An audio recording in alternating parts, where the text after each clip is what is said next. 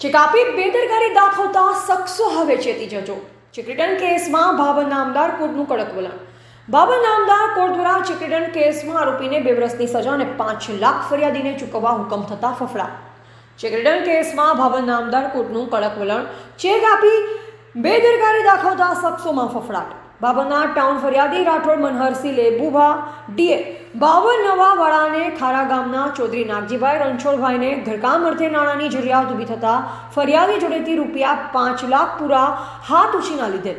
જે રકમની ઉઘરાણી ફરિયાદીએ વારંવાર કરતા આ આરોપી ચૌધરી નાગજીભાઈ રણછોડભાઈ ખારાવાળાએ ફરિયાદીને ચેક આપેલ અને તે ચેક ફરિયાદીએ પોતાના ખાતામાં નાખતા ચેક રિટર્ન થયો હતો. ત્યારબાદ આ કામના ફરિયાદીએ ચેકના નાણાં અને ન્યાય મેળવવા માટે ભાવર નામદાર કોર્ટ સમક્ષ વકીલ હર્ષદ આર ચૌધરી દ્વારા ફરિયાદ રજૂ કરવામાં આવેલ.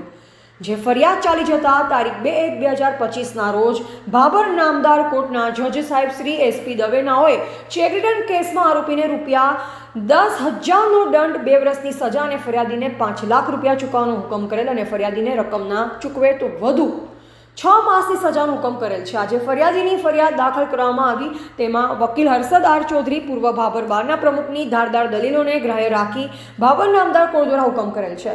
મારું નામ હર્ષદ આર ચૌધરી એડવોકેટ છે.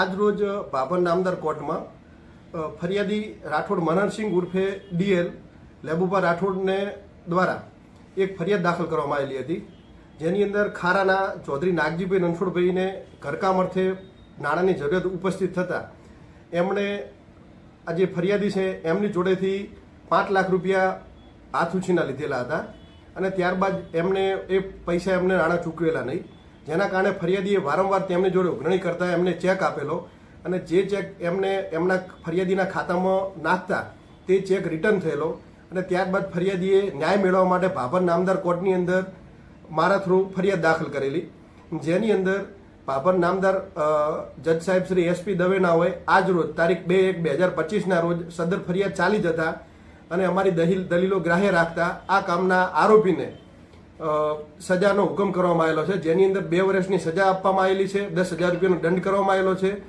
અને જો ફરિયાદીને જે રકમ ન ચૂકવે તો 6 માસની વધુ સજાનો હુકમ કરવામાં આવેલો છે.